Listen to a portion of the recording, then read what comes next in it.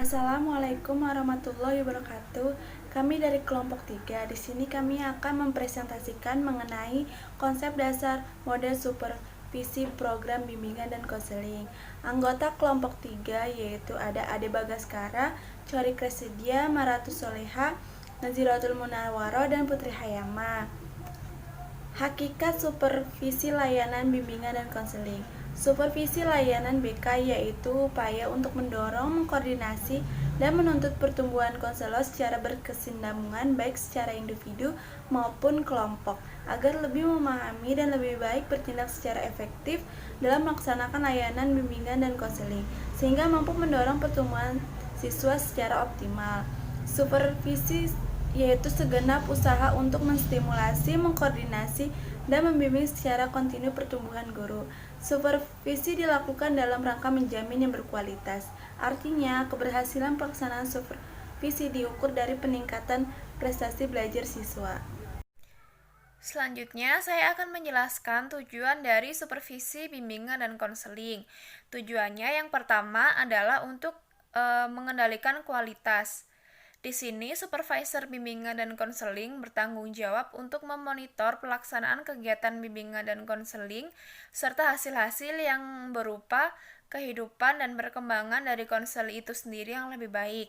Yang kedua adalah untuk mengembangkan profesionalisme petugas bimbingan dan konseling atau konselor. Di sini supervisor BK membantu konselor untuk tumbuh dan berkembang secara profesional, baik secara sosial ataupun personal. Yang ketiga adalah untuk memotivasi petugas bimbingan dan konseling atau konselor agar dapat secara berkelanjutan melaksanakan kegiatan-kegiatan layanan bimbingan dan konseling serta dapat menemukan dan memperbaiki kesalahan dan kekurangan yang telah dilakukan selama memberi layanan bimbingan dan konseling. Selanjutnya, prosedur supervisi layanan bimbingan dan konseling. Dalam prosedur ini terdapat beberapa tahap. Tahap pertama yaitu pertemuan pendahuluan, di mana tahap ini merupakan tahap yang sangat penting karena dapat menentukan keberhasilan supervisi. Hal-hal yang dilakukan dalam tahap ini yaitu menciptakan suasana kekeluargaan yang intim antara guru BK dengan supervisor.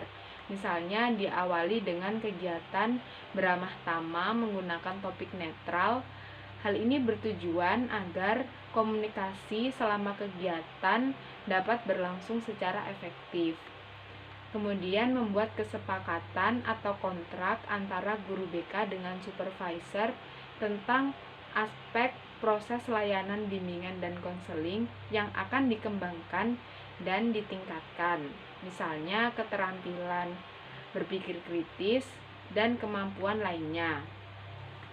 Kemudian tahap yang kedua yaitu perencanaan oleh guru BK dan supervisor. Pada tahap kedua ini, guru BK dan supervisor bekerja sama dalam merencanakan pelaksanaan observasi. Dan mereka merundingkan 3 hal yaitu persiapan program kerja, RPL, dan matrik yang telah dibuat untuk didiskusikan kekurangan-kekurangan yang akan dibenahi. Kemudian mempersiapkan media atau alat-alat yang akan digunakan dalam memberikan layanan bimbingan dan konseling sekaligus strategi penggunaannya.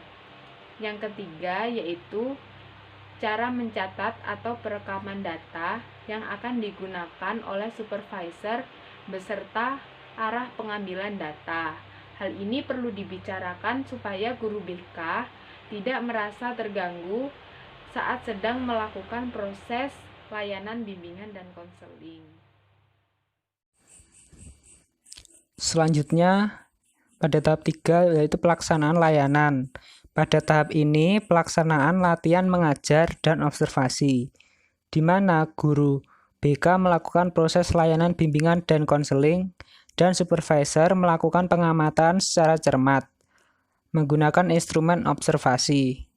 Dalam melakukan observasi ini, Supervisor secara terus-menerus melakukan pengamatan selama guru BK memberikan layanan.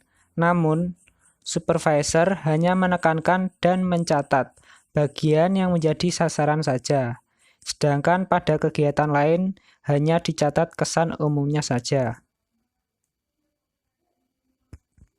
Lalu yang keempat, analisis data.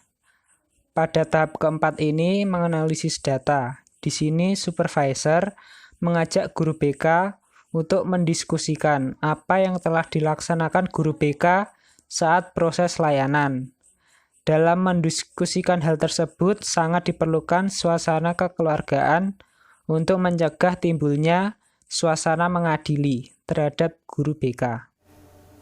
Selanjutnya yaitu tahap kelima, tahap diskusi pemberian umpan balik.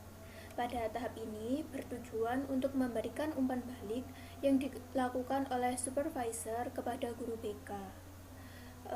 Supervisor harus segera memberikan umpan balik dan menyampaikannya secara objektif. Sekian presentasi dari kelompok 3. Terima kasih. Wassalamualaikum warahmatullahi wabarakatuh.